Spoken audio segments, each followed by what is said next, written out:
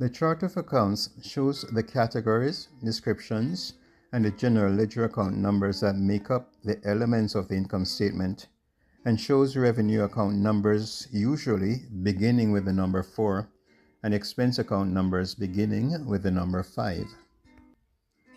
Revenue is the lifeblood of for-profit firms and the main sources of funds used for generating income and sustaining business operations toward the goals of the firm.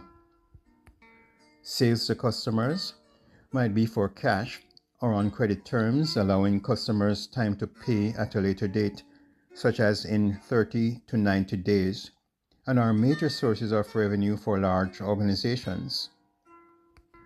A firm might occasionally sell depreciated vehicles, machinery, and equipment, or old and obsolete office equipment, which would be shown as other revenue on the income statement because they're not part of the regular or main sources of income for the firm. Cost of goods sold are the cost of the merchandise inventories that are sold to customers during a specific period.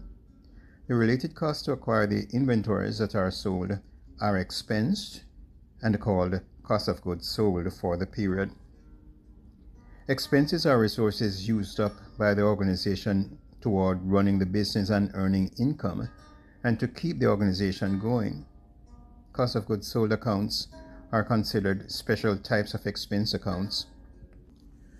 Some popular type of expenses of firms include rent expense, salaries and wages, office expense and supplies, utilities expense, insurance expenses, workers' compensation insurance expense, advertising and promotion expenses, depreciation expenses, and the bad debt expenses, vehicle, traveling and entertainment expenses.